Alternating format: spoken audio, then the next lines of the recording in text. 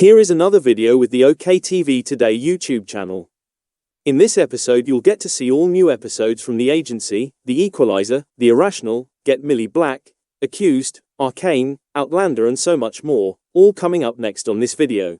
Number 10. On top of this list today is a new series and a new episode, The Agency Season 1, Episode 1, The Bends. In the new espionage thriller The Agency, which tackles delicate politics, international connections, and covert psyches, Michael Fassbender leads an all-star cast.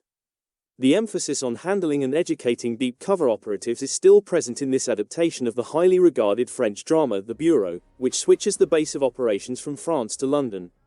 When a tough Martian returns to England after 6 years of undercover work, he is transported to a safe house right away. Tonight.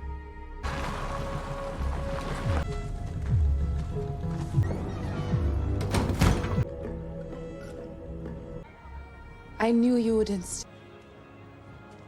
Although Martian seems unfazed, he subsequently expresses his annoyance at having only been given 48 hours notice to close his operation. Martian talks about ending his relationship with his wedded girlfriend Sammy, Jodie Turner-Smith, and informing her he was departing Ethiopia to take a teaching position in Jordan in a video conference with handler Naomi, Catherine Waterston. However, the sweet, melancholy scenario we witness with Sammy is not consistent with Martian's vocal portrayal.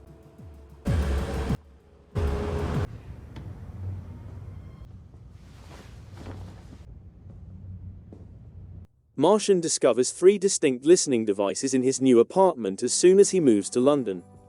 An intoxicated driver in Belarus gets into a car, damages other cars in an attempt to flee, and is taken into custody. We find out he is an operative with the codename Coyote, Alex Resnick, when the action shifts to the CIA field office in London. In order to ensure that the agent is prepared for this incapacitated condition, Head of Strategy Henry, Jeffrey Wright requests Frank, Alex Jennings to watch video of Coyote's under the influence interrogation training. In the meantime, Owen, John Magaro, Coyote's manager, reviews their taped chats to look for any oddities. The video shows that Coyote was 6 years clean and declined to drink as required by the training, while Frank conceals his worry.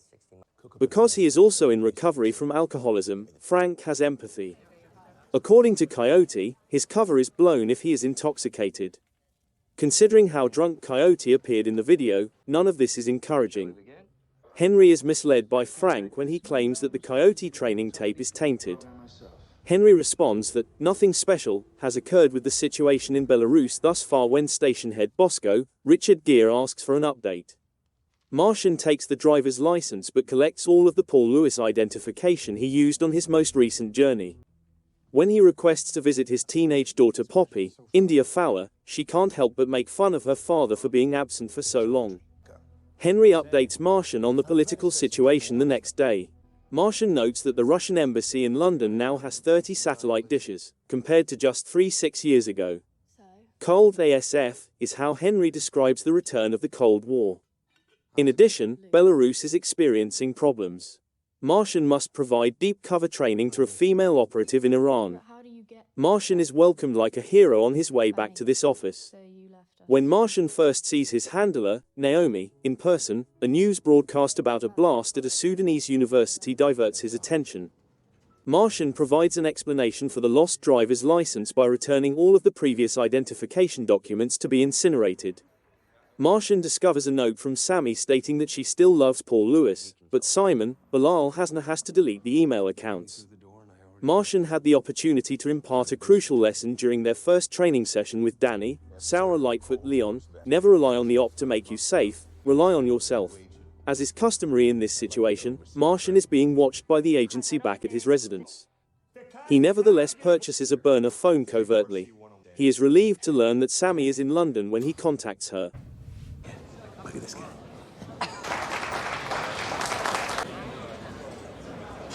It is strange. Given you know practically everything about him.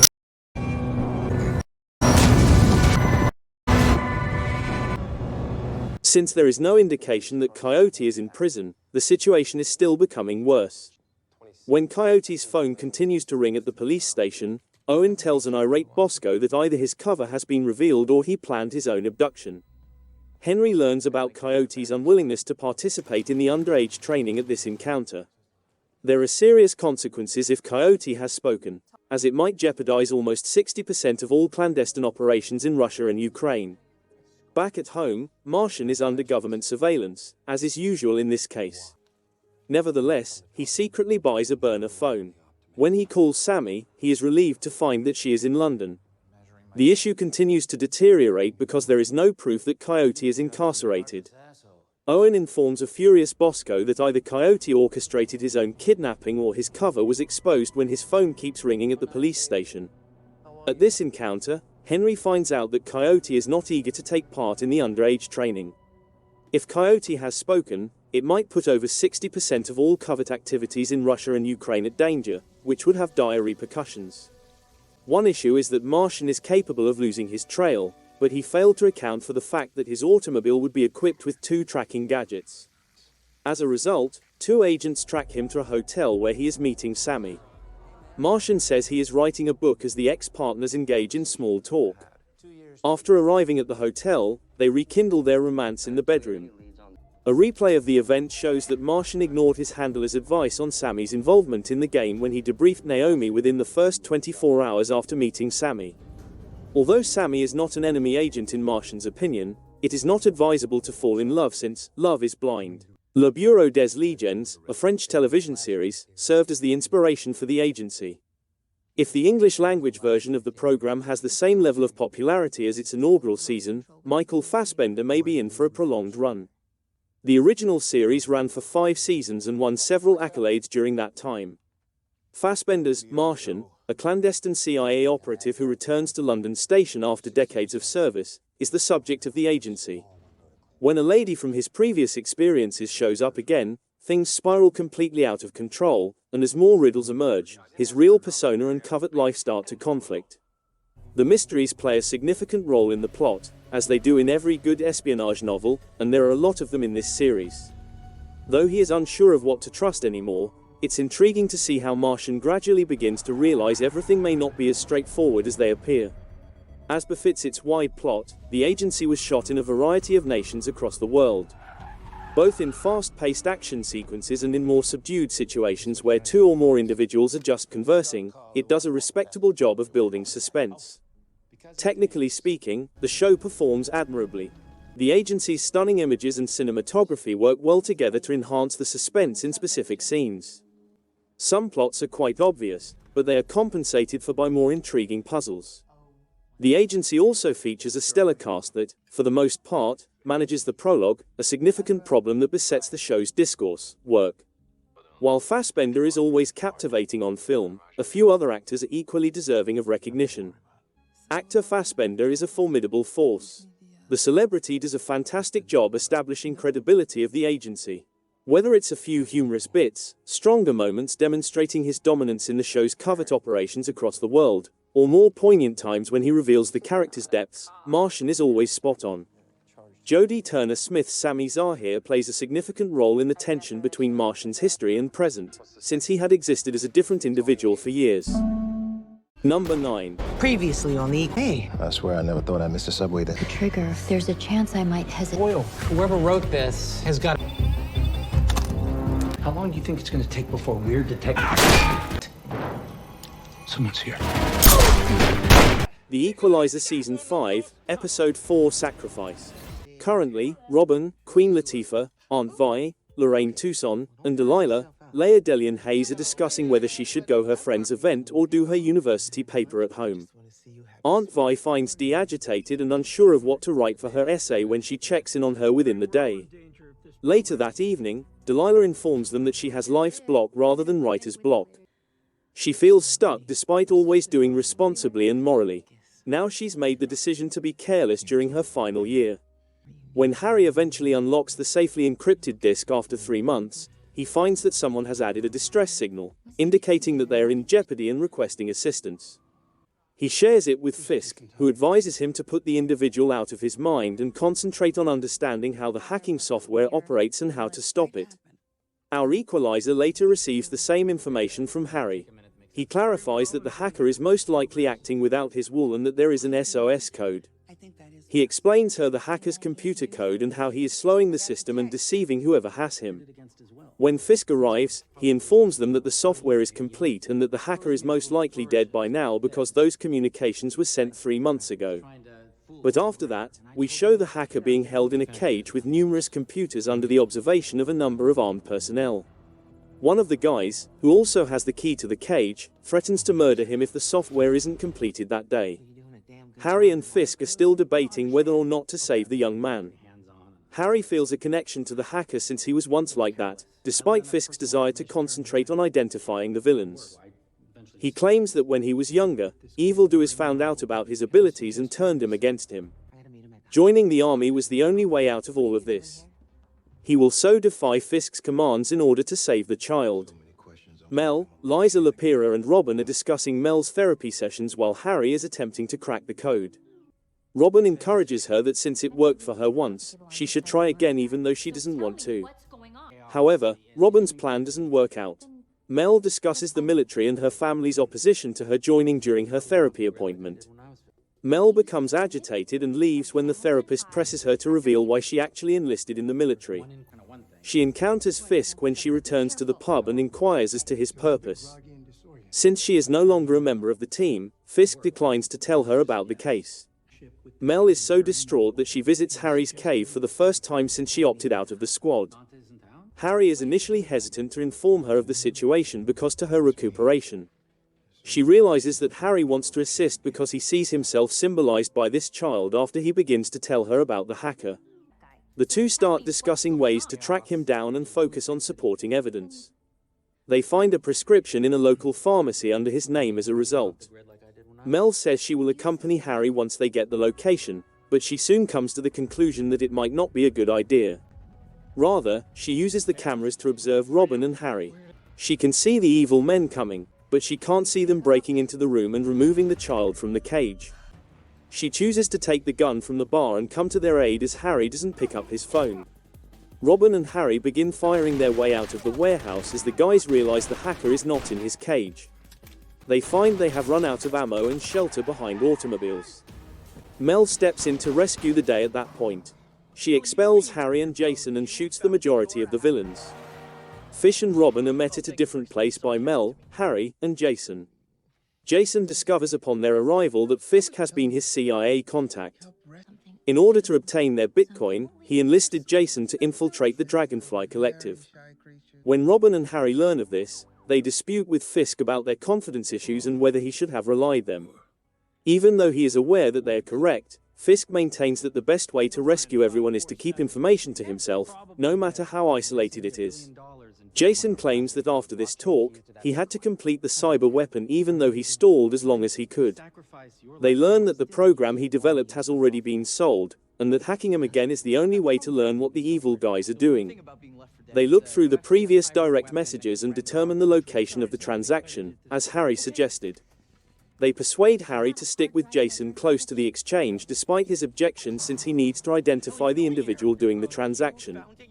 Harry tells Jason that he recognizes himself in him while they are both imprisoned in a room and suggests that he leave the virtual world and make friends in real life. Jason then spots the man who had imprisoned him. They initially think they must apprehend that individual in order to obtain the hard drive, but they quickly come to the realization that a trade is taking on in front of them. They start battling the evil men as soon as they show up, so Harry needs to leave Jason alone in order to assist the other members of the squad. Jason is angry that the man who abducted him is escaping, even if the man who bought the hard drive is no longer alive. He chooses to go into the harbor pursuing him. While Fisk claims he needs to move the hard disk to a secure place, Jason is pursued by Harry, Mel, and Robin.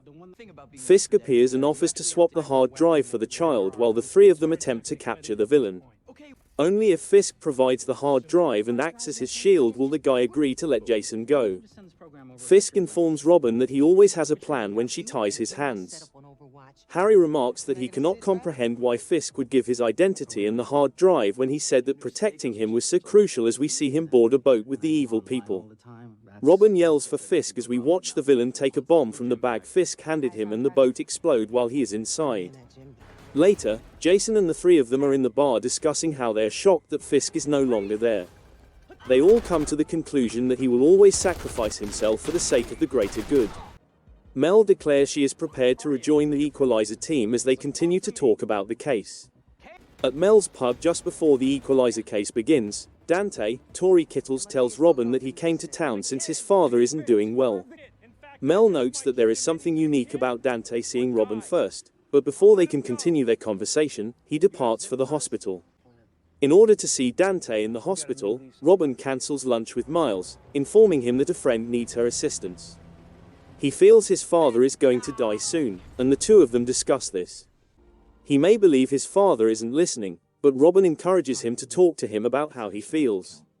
The doctor informs Dante that his father is awake a little while later. His father fails to notice Dante when he enters his room. While in the hospital, he tells his father about himself and his family. Dante encourages his father to relax when he asks if they are close and if he might share sentiments of them. Robin returns to the hospital once the matter has been closed. Robin informs Dante that this may be an opportunity to start again and establish the relationship he has always desired with his father, even if Dante thinks it's just another opportunity for his father to move away from his past. Aunt Vi advises Robin to take care of her emotions after she informs her about her postponed lunch with Miles when she returns home. She thinks Dante constantly prioritizes the needs of others over his own and is too much like Robin. Number 8. Previously, Archibald! Jamie knows this place. If you got away from his nephew, Henry, was injured in the best of your life. Here's one. See if you can take me down. Outlander Season 7, Episode 10, Brotherly Love. The title of this new Outlander episode, Brotherly Love, appropriately alludes to the close relationship that exists between Jamie Fraser and his brother-in-law, Ian Murray. It begins with a flashback that shows them as little boys training together as Ian's father watched over them. We then go back to the present and find them in the gardens of Lallybroch, admiring the landscape and making jokes regarding the fact that Claire is centuries older than Jamie. They were raised up alongside one another, fought battles together, and will be inseparable until their final days. Accompany Joan to Perhaps I'll join you one day. While Ian fights a coughing attack and the two men discuss about their common experiences, Jamie expresses his desire to replace Ian. After their expedition, he returns Ian to his bed, where he passes away quietly with Jenny and Jamie by his side.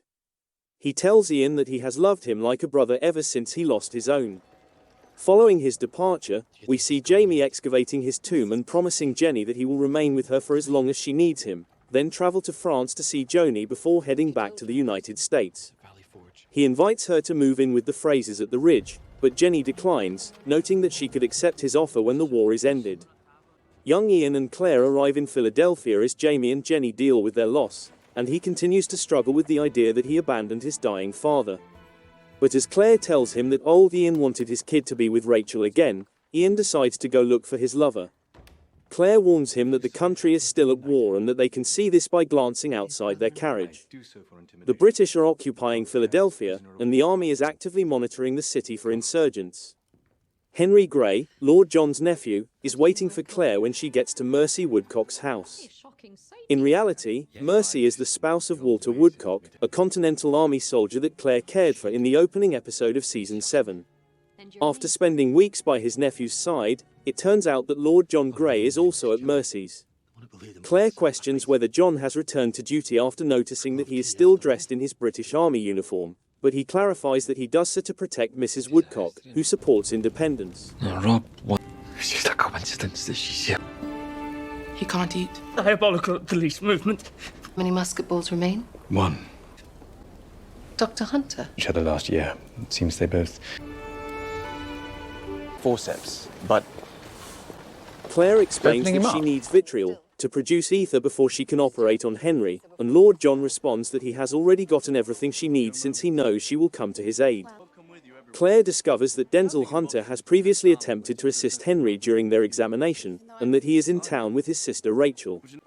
Claire approaches Denzel to discuss Henry's condition, begs for his assistance with the procedure, and says she expects Ian will see Rachel soon enough. Next, we see Rachel shopping in a market with William, the son of Lord John, accompanying her. Rachel believes Ian must be present since Ian's dog Rollo abruptly leaves her side and flees, as the animal would never have abandoned her in such a manner. Ian's archenemy, Archbug, is watching him as she and William search for Rollo. Rachel is obviously the object of William's desire, but it appears that Ian is her true love. After Rollo locates his owner, Ian leaves to see Rachel again and gets there just in time. In fact, Archbug attacks Rachel as she goes to the stables to care for the horses. He intends to harm Rachel as retaliation against Ian. When he arrives, he battles the elderly guy while Rachel warns him not to kill Bug. William shoots Ian to rescue the day when the latter has the upper hand and is about to harm him. Rachel and Ian travel to Claire so she can administer to his wounds after William instructs them to go since, as a British soldier, he won't be prosecuted for what happened. After recovering, Ian eventually confesses his love for Rachel, and she reciprocates. Additionally, he clarifies that he is unable to convert to Quaker beliefs, although Rachel does not appear to be put off by this. Roger Mackenzie is still in Scotland in the 1740s, having arrived at Gaelis Duncan's house at the conclusion of the last episode, even though events take place in 1778. Still in disbelief at her sight, he makes her gaze at Buck, whom neither she nor Buck realizes her son. Given the expression on Roger's face, Buck inquires as to whether he knows Gaelis. Roger responds that she is a time traveler, and a deadly one at that, having attempted to murder Bree and slain other spouses. Roger then speaks with Gaelis in an attempt to ascertain whether she is working with Rob Cameron, since they are suspicious that she may know him. After he discusses the circumstances behind Jemmy's disappearance, Roger concludes that Gaelis is not involved. After that, Dougal Mackenzie shows up, another member of his and Buck's family tree, who has come because he may know how to find the ferryman. He is Roger's sixth great-grandfather and Buck's father. Fans are happy to have Graham McTavish return to the part, even if it is just for a short time. Roger does his hardest to remain composed in front of Dougal, but these unplanned family get-togethers often catch him off guard. Then Dougal hands him a charm with the name Jeremiah on it, which he claims is the ferryman's. Roger, perplexed, tells his cousin that the charm is actually a set of military insignia that attributed to his father, who vanished in battle during World War II, after she and Dougal exit the room after courtship with Gaelis, probably to begin working on Buck's conception. The fairy guy is Roger's father, not Rob Cameron. Claire expertly performs surgery on Henry back in Philadelphia with Mercy and Denzel's assistance. Claire compliments Mercy on her work as a makeshift nurse after the procedure, and they discuss Mercy's husband's death at Fort Ticonderoga. When Claire visits a herb garden to gather supplies in her spare time, she observes that the British soldiers hardly pay attention to her arrival and departure. As she gets home, she finds a note from Jamie stating that old Ian has died and is currently returning to America following a vacation to France. Claire takes an additional occupation from Mercy, who tells her that she has been eavesdropping for the Continental Army but that her contact has been caught, since she is happy that her husband would soon be back at her side. Claire offers to assist her deliver a mail, and she seems to handle it rather well. She claims that the British never stop her from going about her job. However, she discovers Lord John, who is waiting for her at home with a somber expression on his face and the ship's captain at his side. They inform her that there were no survivors and that the ship Jamie was aboard was lost at sea.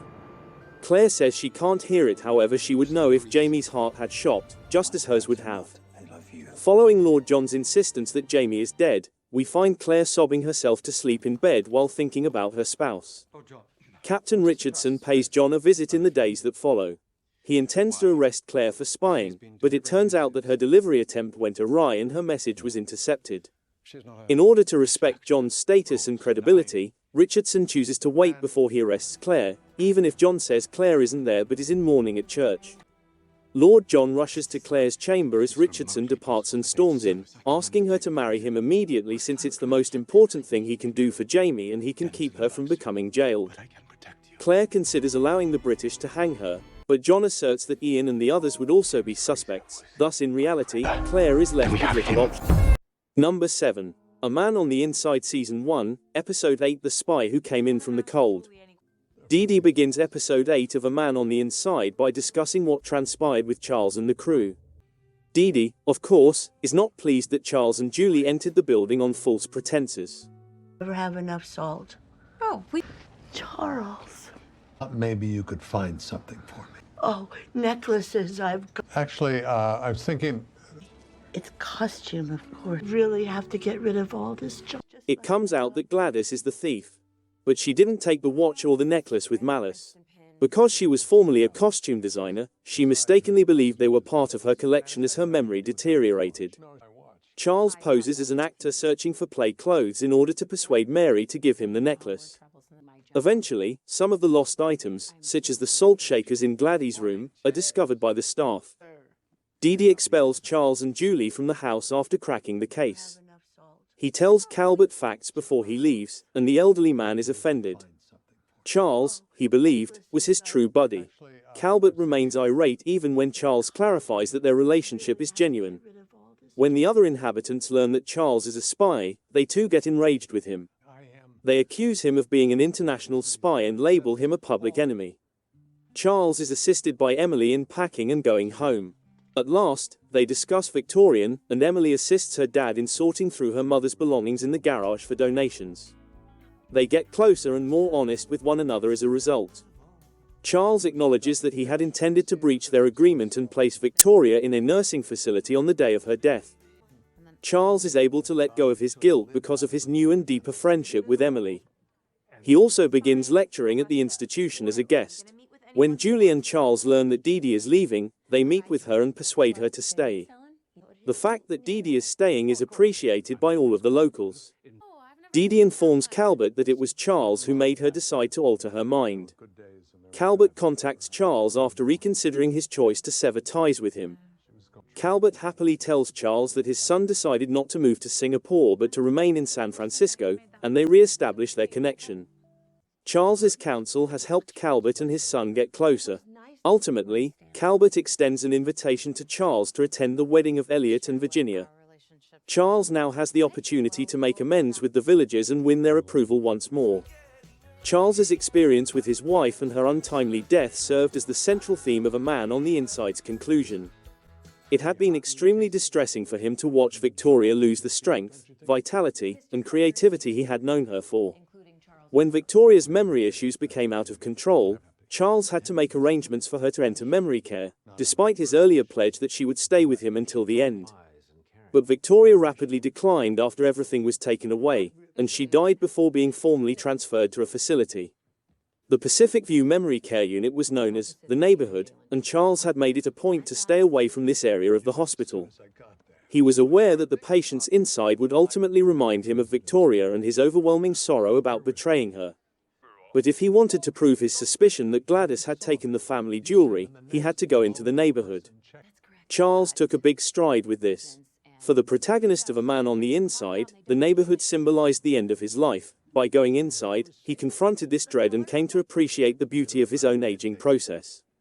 Charles's connection with his daughter Emily has stagnated as a result of his grief over his wife. Emily was upset that her father had hurriedly packed up her mother's possessions and excluded her from his sorrow. Emily, on the other hand, found it difficult to relate to her father throughout his transformative experience at Pacific View as well as when he let his life to become a dull routine. Charles and Emily acknowledged that they had never examined their relationship at this point in their life and felt awkward discussing their sentiments with one another. Charles's connection with Calvert taught him that parent-child relationships are dynamic and always changing. At the conclusion of A Man on the Inside, Ted Danson's character Charles recognized that his life was not ended and that he could take action to change the distance between him and Emily.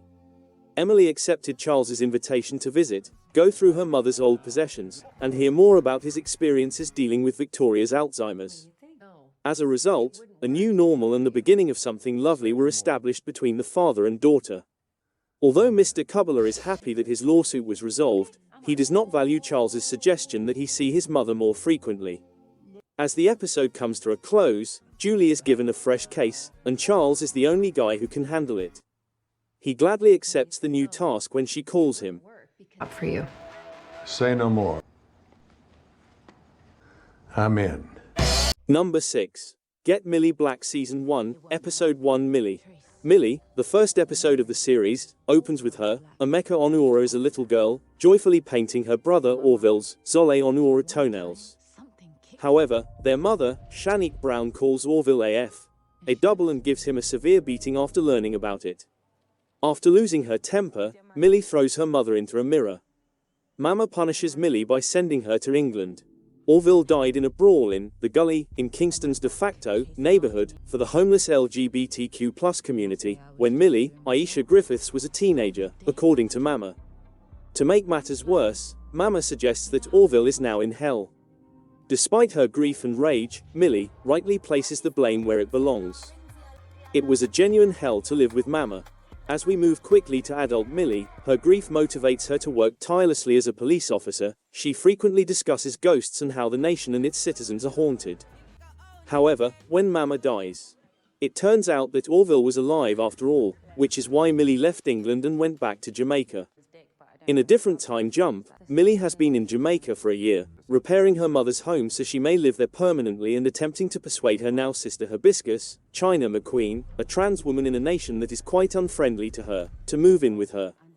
The Kingston Police Department now employs Millie, whose partner Curtis, Gershwin Eustache Jr. lives with his lover Daniel, Jomo Tafari Dixon, despite the fact that homosexuality is outlawed in Jamaica. It's uncertain how well known their connection is to the general public. When Curtis talks about Daniel, Millie, who is sympathetic and observant, teases him about confessing to a crime. When Millie and Curtis are given a fresh case, teenager Janet Fenton, Shanette Swearen has been missing for 2 weeks. The series truly takes off. Janet is a great student, according to her instructor sister Agatha, played by Dorothy Cunningham, although she was recently spotted with a male who had a fancy automobile. Ruth, Sharon Farrell, Janet's mother, is questioned by the cops. She even implies that Janet could be a prostitute when she tells the police that her daughter leaves and returns as she pleases. Millie discovers a hot pinky club card in Janet's room. Millie receives a text message stating that her brother is back in jail, so she and Curtis go there before they can look into it further. There, the police insist on dead naming Hibiscus and have placed her in a cell with other guys. Hibiscus refuses to respond when Millie asks if the injuries are from a client or the police after paying the guard to let her go. Returning to the investigation, Millie questions hit girl, Dorothy Patra Smith, the owner of the Hot Pinky strip club, regarding Janet. Hit girl says she doesn't know anything, but after being given some money, another dancer joyfully shares that Janet is having an affair with Freddie Somerville, Peter John Thwaites, the club's owner. Curtis knows all too well that Freddie is a rich boy who likes ghetto girls, particularly young ones. Janet might be anywhere. The Somervilles are wealthy whites with homes scattered over the area. After carrying a downtown problem uptown, the two decide to question his parents. Following their departure, a gruff-looking man named Corsica, Nestor Absera, who was just released from a UK jail, shows up seeking for Freddie and Janet. Hit girl doesn't say much, but she uses women and alcohol to appease Corsica, and she sends one of her men to follow him. If the landlord has problems, it may be their chance. In the meantime, Millie and Curtis show up for the family patriarch's birthday celebration. When they ask his wife, Laura Hensel, where Freddie is, Mr. Somerville, Paul Issa attempts to send him away, but Curtis mentions a missing girl who is related to their son. Freddie is most likely slumming with ghetto trash, as Mr. Somerville chuckles at them. While Somerville only inquires as to whether her supervisors are aware that Millie would be pestering good people, Millie takes offense. Unafraid to confront him, Millie sneaks into the house to inquire about Janet.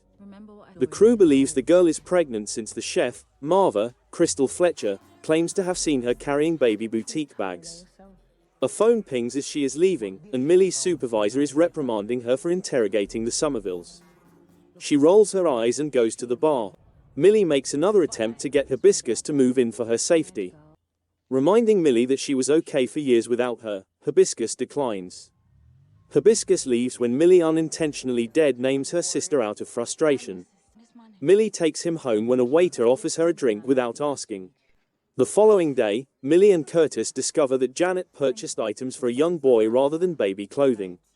Freddie is seen waiting from outside in surveillance footage. The detectives then learn that Freddie is allegedly deceased and that there is police action at his home. The commanding officer calls them Heckle and Jekyll when they get there and tells them not to bitch up his crime scene. In any case, they enter. The lead cop is discussing the victim's injuries in the room containing the body. The face is almost unidentifiable as a pulp. There are defensive wounds on the body and obvious evidence of forced penetration. When Millie discovers a positive pregnancy test in a garbage can, she interprets it as proof that Janet is pregnant. Freddie is not the victim, in Millie's opinion. As she opens her mouth to continue, Luke Hoban, Joe Dempsey, a Scotland Yard officer, enters the room with authority. Is he here to settle their case? Millie challenges him. Why does she believe the victim isn't Freddie? He asks. Freddie has an earring in photos, but the victim doesn't have any piercings, Millie observes. She suggests that Freddie murdered a potential attacker, then ran away in a panic. Hoban has to keep Freddie alive since he is a witness in a big case in the United Kingdom. Barakat, Millie's employer, played by Belinda Reed, tells her that this isn't the location of their crime. According to Millie, Janet's case brought her here. The victim is pierce-free. According to her theory, Freddie murdered a potential attacker, then left in a pan here, Millie maintains, is Janet's case. The son of one of Kingston's most prosperous families is the target of a kill list, and she believes that Freddie is a witness rather than a suspect. That Millie is expected to cooperate with a white boy's investigation astounds her, and Hoban is outraged and doesn't give a damn about Janet. According to Curtis, they are battling Scotland Yard and a hit team to locate her. It is revealed to Millie by Hit Girl that Freddie and Janet are sheltering at his hilltop home. After finding the place and requesting backup, Millie and Curtis go there. In a terrifying situation, Hibiscus and 3 of her trans friends are heading home when all of a sudden, guys with crowbars and cricket bats emerge from the shadows. Hibiscus orders her companions to flee. After a few hits from the men, Hibiscus and Deltrice, Shaunak Antonia Wilson evade them and hide in an alley nearby. Not for long, though. Deltrice is found and brutally beaten. As she watches her pal suffer abuse, Hibiscus stays concealed. When the commotion subsides, she comes out and finds Deltrice motionless. Millie doesn't hold out for help. She and Curtis are sweeping Freddie's land when Janet unexpectedly emerges from a hiding place and tries to flee, but Millie stops her. Janet claims that she is awaiting her boyfriend's return. Freddie informed her that they would be on a little vacation to England. The windows suddenly burst from gunfire. Janet and Millie leap behind a couch. After being shot, Curtis ducks behind a column. Millie shoots Curtis just before Corsica comes and is about to shoot him. His team flees as Millie fires once more till Corsica collapses. Then a dead Janet Fenton. Number 5. Low probability events. We're irrational in some 2%. And even more. This, my friend, experience with crashing, always use my method, which is... Or is your terror at facing an... Sorry, Phoebe. Also, hello. You too. Enhance productivity, right? But starting... As long as it's not my voicemail. Yes. Thank you. You'll be there. Future? Sounds a little simple. Forecast from HTTP. It's pretty cutting edge. Fancier clients. So, we figured... The Irrational Season 2, Episode 6, The Wrong Side of Maybe. Episode 6 of The Irrational's second season was not your typical homicide mystery. Rather than investigating the murder of the week's victim, Alec collaborated with a data specialist to attempt to avert a train accident. Although it was intriguing, the case didn't seem like an FBI investigation since it was more like those equations where you have to figure out how quickly 2 trains traveling from different sides of the nation will pass one another. The program takes a daring and surprising turn in The Irrational Season 2, Episode 6, The Wrong Side of Maybe, eschewing its typical murder mystery cliches and plunging headfirst into a high-stakes, data-driven race against time. The show's adaptability and capacity to approach difficult subjects via the prism of suspense and intrigue are demonstrated by this episode, which is more than just a change in plot. The episode opens with a novel idea. Alec is working with a data specialist to prevent a possible train accident. This scenario is evocative of famous math issues involving the convergence of 2 trains from opposite directions, bringing a mathematical spin to the FBI case. As Alec and his new ally, a lady who compares data prediction to time travel, race to stop a disaster based on her predictions, the sense of urgency is evident. Marisa and Kylie's involvement becomes almost accidental as the tale develops, with Alec's collaboration with the data specialist serving as the main focus of the narrative. A cybercrime, hacking into a safety system intended to automatically stop trains in the case of track hazards, causes the FBI to become involved. Despite being a stretch, this subplot unites Alec and Kylie behind a shared objective, emphasizing the value of their cooperation above the legitimacy of the FBI's intervention. The episode centers on a peculiar forecasting business that Alec is eager to look into before the FBI gets involved. In keeping with the sci-fi premise of time travel and the dangers of changing the past, the company's strategy is to use data to make uncannily precise predictions about the future. Willer, the head of the firm, cautions against interfering with anticipated catastrophes out of concern for the repercussions of altering the chronology. The premise that predictions, no matter how data-driven, are instruments rather than fate is examined in this narrative thread. The main topic of the episode speaks to the culture of the present by providing a message of optimism during an uncertain period. We sold it. You guys, so many people. Did you also expect that most of those freight when we add those into the mix? Trains in the mix, chances of a disaster. Glad you could make it. I'm sorry you lost your job over it. The hacker is fighting to keep them offline. Injured trains. Maybe he can lead. Probably ticked off the end. So, bad thought. What if 2, 1. I'm investigating the PT, the ARO. Do you know who that is? PTC situation. Over the limit. I've been disciplined for late. Doesn't have to break with your train. Chip. Damn it! What's going on? A commuter train on Chip's line almost. Was anyone hurt? Ticker says there's no. Now all of the north and southbound Is readying them for a possible crash. And our bomb train is Delicate. Kylie, It's for all of 4 months. we can't. This idea is expressed in Alec and Laura's conversation, where Alec emphasizes the strength of group resilience in the face of hardship and claims that the future is not set in stone. In an episode that tackles weighty subjects, this message serves as a ray of hope, reminding viewers that although forecasts may seem bleak, they are not unavoidable. The episode also explores Alec's trauma reaction, highlighting his propensity to take drastic measures as a coping strategy. Because of his near-death experience, he has learned to live life to the fullest and has grown more at ease with risk. This viewpoint is both thrilling and admonishing, encouraging people to live life to the fullest while cautioning against the careless chase of pleasures. Phoebe's subplot runs concurrently with the main action, adding richness and human connection. After a period of absence, Phoebe's return to the study team is tense and unsure. The dynamics of the team have changed and her co-workers have changed as a result of her absence, creating a new difficulty as they adjust to their new normal. Phoebe offers a practical solution to these problems by suggesting that they try out their working relationship. An exceptional episode that departs from the show's typical content, The Irrational Season 2, Episode 6, The Wrong Side of Maybe, presents a novel viewpoint on statistics, forecasts, and the human condition. It's an exciting journey that keeps audiences on the edge of their seats while conveying a touching message about the power of hope and the tenacity of the human spirit. This episode serves as more than just television. It serves as a reminder that we still have the ability to influence our own destiny even in the midst of uncertainty. The purpose of that scenario was to demonstrate that Alec's trauma reaction involves a willingness to accept significant risks. At the start of The Irrational Season 2 Episode 6, Alec highlighted that the more dangerous activities you do without suffering negative consequences, the more at ease you get with them and the less you think they're dangerous. Number 4. The Listeners Season 1, Episode 4. There are several scenes in The Listeners that may leave you perplexed, and the most current drama on BBC One is among its most bizarre and avant-garde productions in recent years.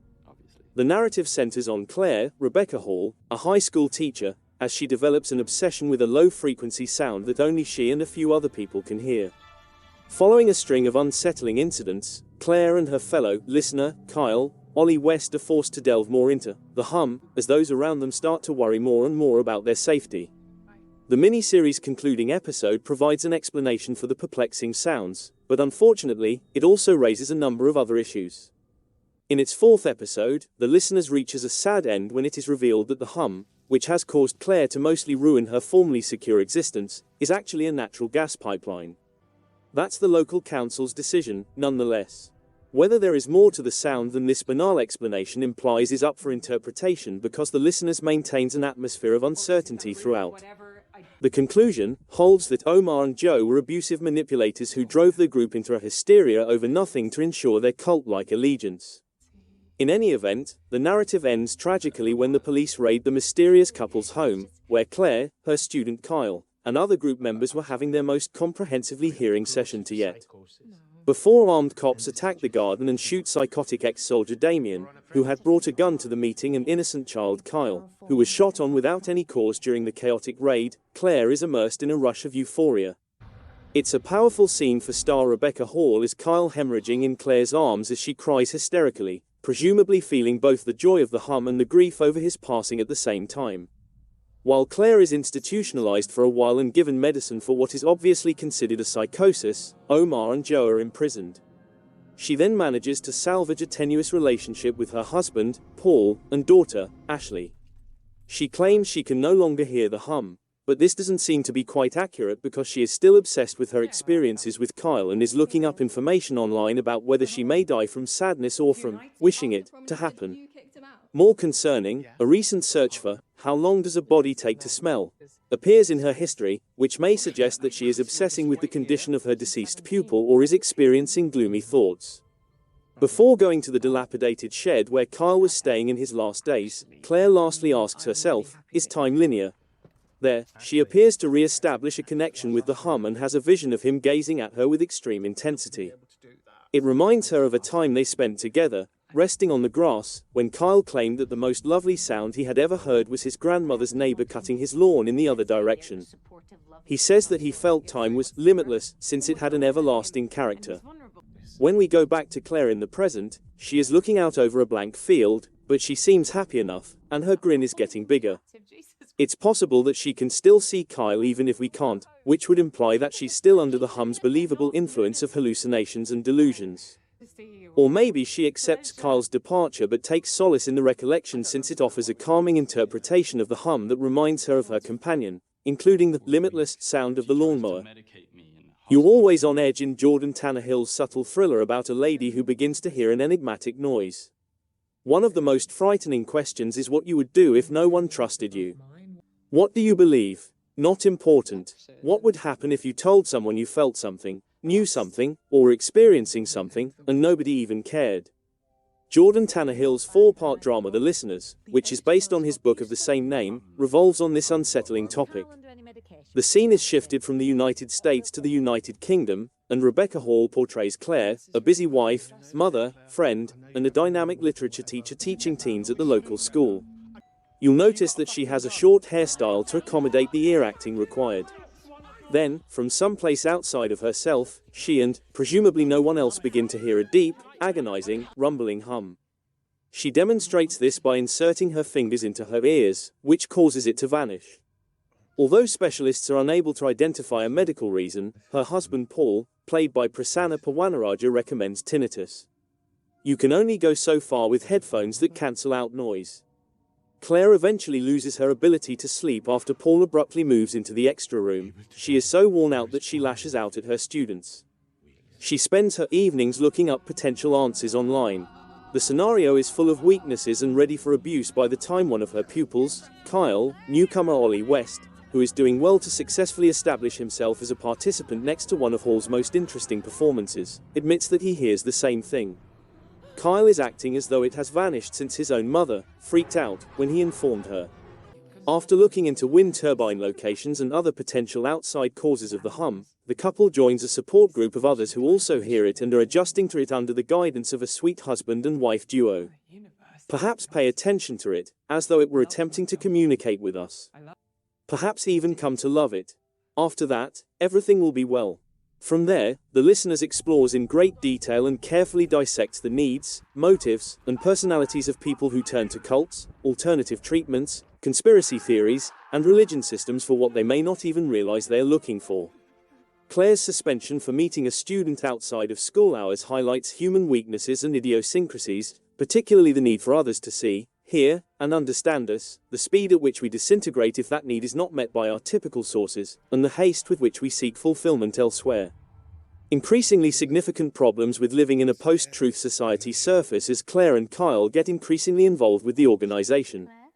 How do you assign weight or significance to the alleged facts that are constantly bombarding us from more directions and at a faster speed than any human being was built to handle? How can you prevent them from undermining even a mind that takes pride in its wisdom and reason, like Claire's? As they progress through Claire's tale, Tannehill's script, and particularly Janica Bravo's direction, carefully layers overlapping ambiguities. As concepts regarding the line between supernatural and believable rationales are presented, untrustworthy narrators begin, perhaps, to enter the discussion, and our shared propensity for illusory and denial, its power, its safety, and its ultimate destruction, are all examined and exposed for terrified scrutiny, the show keeps you finely out of balance at all times.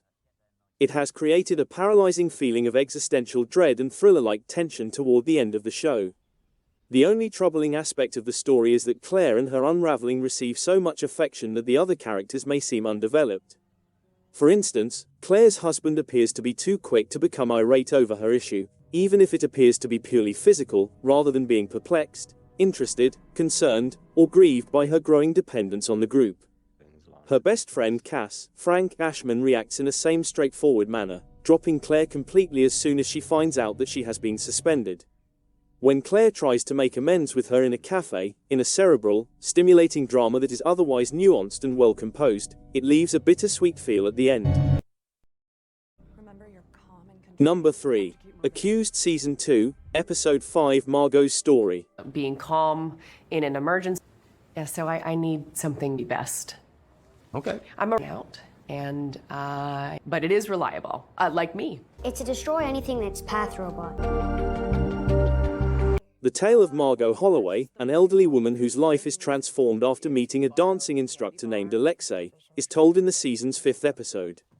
While Margot's daughter and her attorney are debating how to best defend her in court at the beginning of the episode, Margot already appears to have given up and is prepared to confess her crimes. Having lost her spouse a few years ago, Margot Holloway liked to stay occupied. Although she works in a dental clinic, she is unlikable because she enforces the regulations too strictly. She chooses to leave her position and concentrate on other matters after overhearing her supervisor and a co-worker discussing behind her back.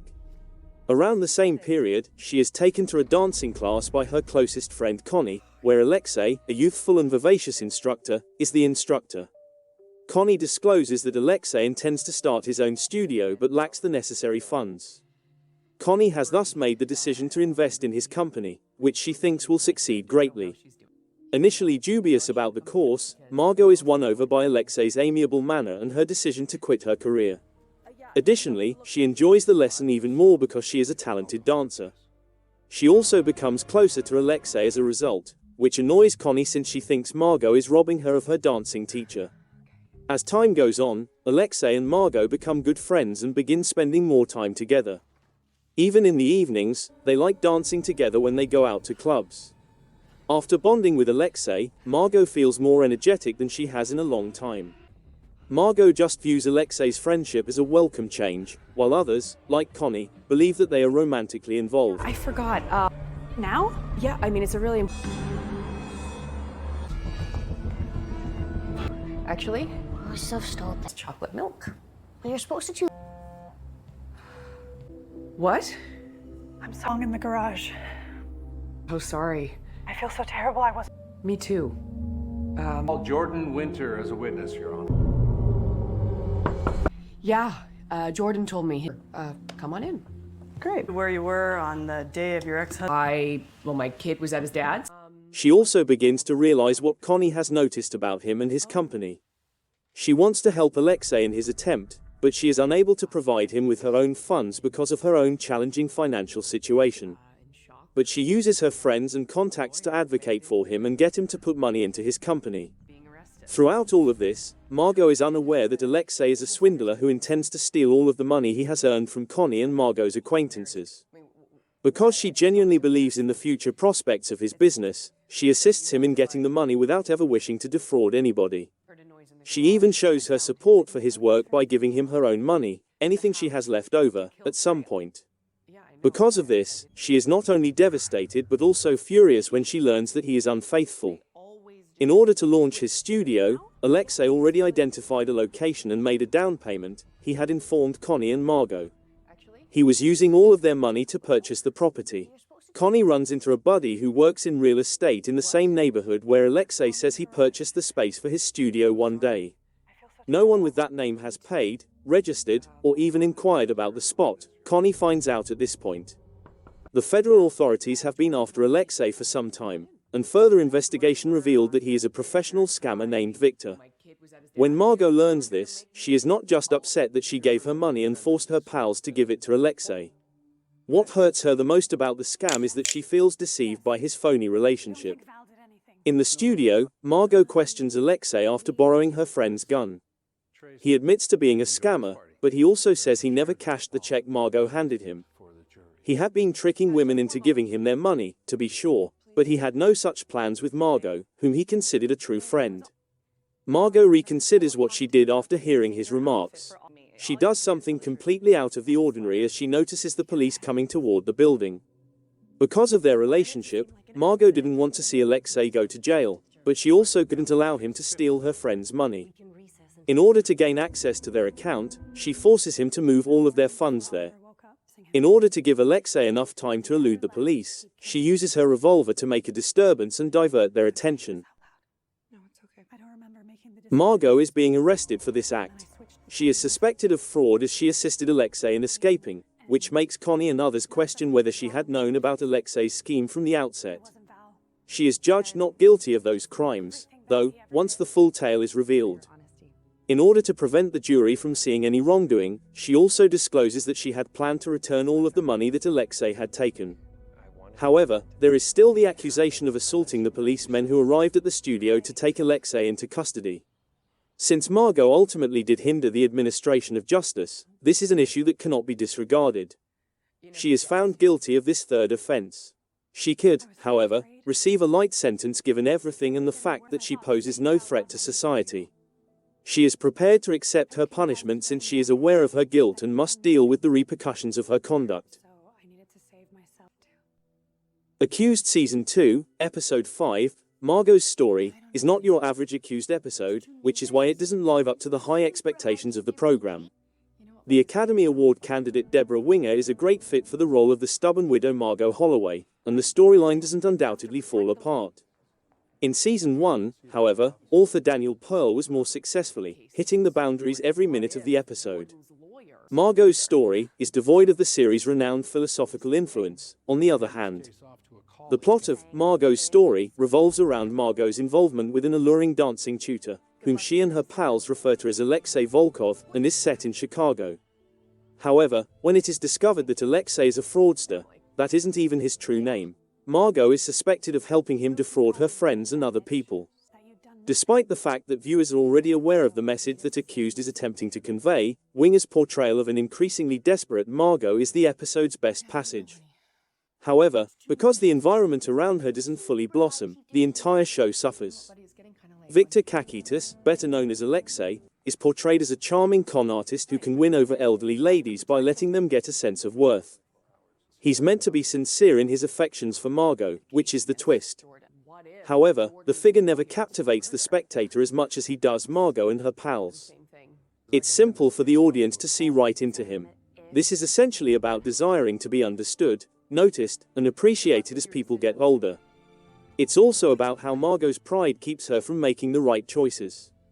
Both of those concepts are excellent and simple enough for a viewer to understand. Number 2. Dune Prophecy Season 1, Episode 1 The Hidden Hand. The events of Dune Prophecy occur 10,148 years before T'Pol Atreides' birth. It's also noteworthy to note that the series shifts its attention to the Harkonnens, specifically Valyr Harkonnen. The program tells the story of the Harkonnen family's decline following a major conflict between humans and robots. According to Valyr, Jessica Barden, the Harkonnen family was exiled to a barren globe as a result of rumors that an Atreides had led mankind to triumph while a Harkonnen had abandoned the conflict. As a result, machines were also made illegal. But Valyr objects that the Atreides' triumph reports are false and promises to get revenge to make up for the wrong done to her family. Joining the Bene Gesserit, Valyr wins the approval of Raquella Berto Anirul, Kathy Tyson, the First Mother Superior. Raquella wants to utilize the Bene Gesserit to help the galaxy's rulers find justice and harmony, but discovers that most leaders' self-centeredness and avarice prevent this. In light of this, she holds the controversial view that genetics should be used to impact the development of better leaders. Valyr is in favor of the cause, while Dorothea, Camilla Beeput, Raquella's daughter and Reverend Mother, is against it. As she lies dying, Raquella summons Valyr and tells her of the apocalyptic prophecy that would transform the entire cosmos into ash and death. Because she thinks Valyr is the one who can see the burning truth, she gives her the autonomy to develop and protect the sisterhood. Dorothea and Valia then have a violent power struggle, and Valia uses a power known as the Voice to mind control Dorothea into murdering herself by stabbing herself with a knife. Soon later, the Bene Gesserit are taken over by Valia. After 30 years, the Bene Gesserit, who have been influencing rulers for decades, have Valia, played by Emily Watson, as their mother superior. Haviko Carino, Mark Strong, the current emperor, and his children Princess Inez, Sarah Sophie Busniner and Constantine, Josh Houston, are shown to us. Reluctantly, Carino intends to wed Inez to the son of Duke Ferdinand Riches, Brendan Cowell, in order to unite their fleets and assist in resolving the Freeman unrest on Arrakis, where they are attempting to mine for spices. A soldier who endured an invasion on Arrakis, the enigmatic Desmond Hart, Travis Fimmel, pays Emperor Carino a visit during the wedding preparations. According to Hart, the attack was not from the Freemen, but rather from an insurgent planet that targeted Hart's fleet in order to seize their spice crop. He asks to work in the palace, and Carino grants his request. He is also invited to attend the wedding as a guest. In another scene, we see Valia's biological sister, Chula Harkonnen, Olivia Williams, a reverend mother who teaches the younger sisters. We also get to know a few well-known apprentices, such as Leela, Chloe Lee, Sister Jen, Philorn Cunningham, Sister Emmeline, Aoife Hines, and Sister Theodosia, Jade Anuka. They are ready to welcome Princess Inez as a new member of the Bene Gesserit sisterhood alongside Valia. They plan to match Inez with a friend they can rely on. Chula shows how much she likes Leela. However, the Emperor's truthsayer, Reverend Mother Kasha Jinjo, Jihai, interrupts their meeting. It is discovered that the Bene Gesserit were involved in the scheme to bring the Carinos and the Richeses together. But Kasha has been forewarned that a cataclysmic catastrophe may be approaching with this marriage. Before it's too late, she attempts to persuade Valia to call off the marriage. Despite Kasha's reluctance, Valia mocks the idea and makes her continue with their plans for the wedding. The Carinos meet 9-year-old Lord Pruitt Riches, Inez's fiancé and Ferdinand's son, during the marriage ceremony. The ceremony continues. Inez discovers Pruitt playing with a prohibited toy robot at the reception. When Pruitt misplaces the toy, it is shown to all of the visitors, who get alarmed until Hart burns it. For the sake of decency, Haviko chooses to ignore the problem. After the disturbance, Hart has a private meeting with Haviko. He claims that other imperial worlds are beginning to wonder if it was a good idea to ban machines and why only the royal family appear to be profiting from the spice trade. He starts to instill suspicion among the Bene Gesserit. While defending the sisterhood, Haviko also admits to Hart how disgusted he is that he allowed the wedding to go place and that he is dependent on House Riches. Inez spends her wedding night elsewhere, traveling to a club to meet with Kieran Atreides, played by Chris Mason, her fight trainer. They make love, party together, and do drugs. Since she would soon be heading away to the sisterhood, Inez is adamant on having a blast. When Haviko returns to the palace late that evening, his chat with Hart disturbs him. Thus, he looks into records of the assault on Arrakis that Hart managed to escape. He believes that Hart is his troop's sole survivor.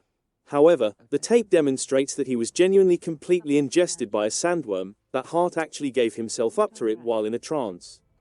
Standing there in amazement and confusion, Haviko wonders how the stranger survived the attack and returned. Hart locates Pruitt in parallel. He starts yelling at him, saying that sacrifices must be made to put a stop to the battle being fought inside the palace by people who seem to be necessary. Hart somehow causes Pruitt to randomly combust by using superhuman talents. At the same time, Karsa suffers the same fate and awakens yelling back at the sisterhood, far from the castle. Valia and the other members of the Bene Gesserit sisterhood look on in horror as she, like Pruitt, blazes alive in front of her sisters. Truly is the one we should put all our hope.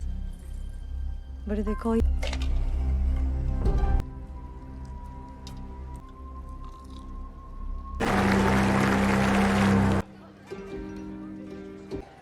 I'm sure you're right, Baron Hark. I'll seed.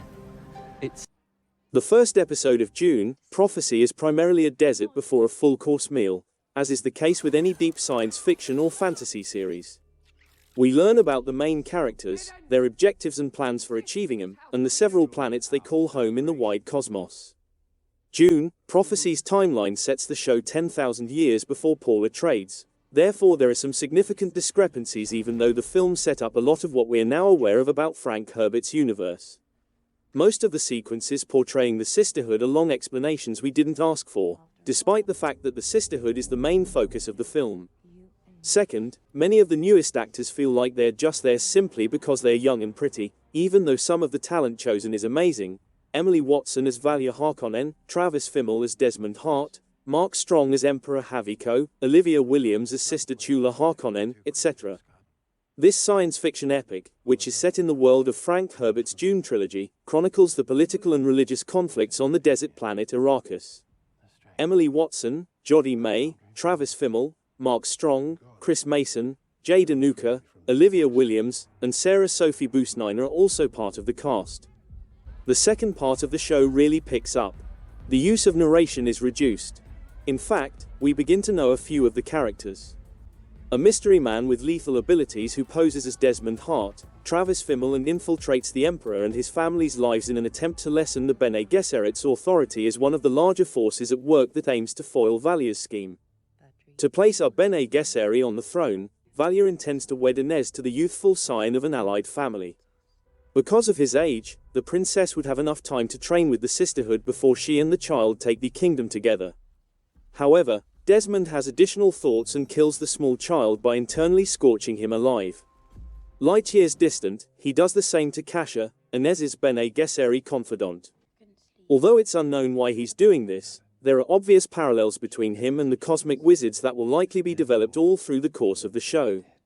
Dune, Prophecy comes at a crucial juncture for the growing Dune series. Due to its scheduling, Dune, Part 2 is anticipated to be a significant Oscars contender, even though it might not earn as many accolades as the previous installment. However, looking even farther forward, Denis Villeneuve is getting ready to shoot the next installment of Dune Messiah, which is expected to begin at the culmination of 2025. Number 1. Arcane Season 2, Episode 9, The Dirt Under Your Nails. Jinx loses control and decides to set everything on fire at the start of Arcane's 9th episode. She destroys Silco's lab after lighting a match. Naturally, this is a symbolic gesture of her letting go of the past, but she also destroys herself with the old Shimmer toys. When Echo appears, he continues to turn back time, saving Jinx from ending his own life. He is able to influence her because he thinks they can work together to create something good. Caitlin and Vi, two of the Council's most important members, are rallied by Jace, who begs the Enforcers to give him enough time to close the Hex Gate. It's their only opportunity. Unfortunately, everything ends if he makes it to the core. They must take all necessary precautions to avoid losing the combat, which is their intended outcome. Shortly after, the battle starts, and the combined Topsider and Undercity forces, all clad in Enforcer armor, try their hardest to repel Ambess's troops. The general, in the front, easily blocks Caitlyn's sniper rounds, though. Ambessa isn't alone, though, as she summons troops from the dock to join the battle, including the recently resurrected Warwick, Vander. Vi attempts to halt the Enforcers with the help of the infected Shimmer-clad troops, but they are too strong. Ambessa quickly subdues the gang and holds them at gunpoint. Do you recall Officer Nolan? As it happens, she is really working against Ambessa and on her side. She betrays her by attempting to murder Caitlyn. But Mel has been underestimated. After killing Nolan with her powers, she goes to face her mother. Jinx, who arrives on a handmade hot air balloon with Echo and the Firelights, is the only wild card in this scenario. Victor appears with the core down in the bowels, where Jace is waiting for him, as they wreak havoc and attempt to reverse the tide. Sadly, Victor takes the initiative when Jace tries to reach his old pal. In addition to controlling all of his humanoids, he also transforms Vander into a creature afflicted with Shimmer. This all takes place right before Caitlyn and Ambessa fight. This is Victor's ultimate strategy. Like the Borg in Star Trek, he hopes to bring mankind together under a common goal and work toward a brighter future. But one that isn't free either. Jace is committed to preventing it from occurring. While Jinx and Vi defend themselves against Vander, Mel's magic aids Caitlyn. Mel attempts to breach the defenses with the runes, but Caitlyn seizes them and cuts off her defense. The sorceress takes Ambessa and drags her into their hell after that. Mel, however, arrives as well and discovers the witch has other ideas. Mel defeats this cunning power, for the time being after saving her mother and assuming the role of family leader. But the battle is far from over. Vi and Jinx emerge from the debris and stand back to back like they did before the hot air balloon crashed. They make an unsuccessful attempt to persuade Vanda. Both of them must battle for their life. But as they ascend into Pitava, the wild rune begins to get, well, wilder. Unluckily, everyone who isn't already afflicted is affected by Victor's influence.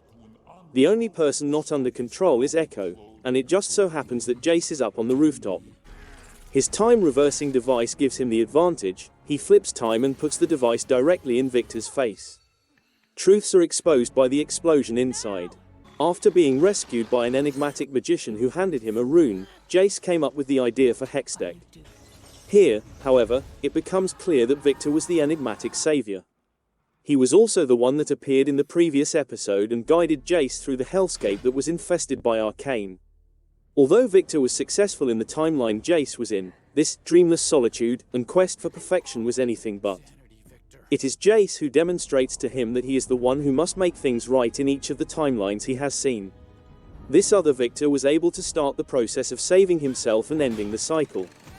Piltover and Zahn team together to fight Victor and his growing army of machine people in the final episodes, which turn into a full-scale conflict. Ambessa is certain that she will gain unrivaled power from an army of invincible robots. Although the conflict rages across the city, it mostly consists of our primary protagonists fighting each other in 3 different locations. Ambessa versus Kat and Mel comes first. Maddie, Ambessa's brief girlfriend, is revealed to be employed by the Noxians, giving her an advantage over Kat. When she attempts to shoot Kat in the back of the skull, Mel's shield magic deflects the bullet back into her own. The 3 then square off, and it's evenly balanced until Kat risks losing her sight to approach Ambessa and remove the runes from her so the Black Rose witches can reach her. Mel, who appears to have allied with the other wizards, kills the Black Rose leader before the Coven murders Ambessa. Victor the Machine Herald versus Jace is the second significant battle. Jace tried to close the Hextech gate by sneaking down while the city was in the midst of a fight. Even though Victor knew Jace couldn't understand his new perspective on the world, he made an effort to communicate it to his old buddy. After a skirmish, the two reach the summit of the tower, where Jace recognizes the sight from his future. Echo, the only person not impacted, uses his time machine to approach the Machine Herald and hurl the gadget in his face as Victor starts to climb the remaining residents of the city. It comes to light that the cloaked individual Jace saw in the bleak future was an older Victor who had come to terms with his faults. This combines the past, present, and future. In order to assist Jace in preventing a previous iteration of himself from advancing mankind, he took him there. Since it is revealed that the wizard who saved Jace from the snowfall as a youngster in Season 1 was actually Victor, this future Victor set Jace on this road sooner. After Jace persuades his buddy, the two enter the astral realm where Victor dwells, get drawn into Jace's rune, vanish, and put a stop to their near ascension. Vi, Jinx, and a reincarnated Vanda face off in the last battle. While the ascension is taking place, the two battle their werewolfed, reanimated father. However, the 3 of them tumble halfway down the tower when Jace persuades Victor to halt.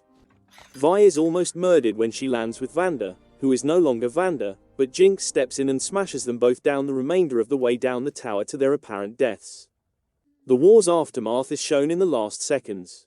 Mel takes control of her mother's Noxian army and leaves the city. Sevica is permitted to join the Piltover Council as a representative of Zahn, and Kat and Vi are leaving on an airship for unidentified locations, perhaps on a mission to destroy other hex gates that are dispersed around Runeterra.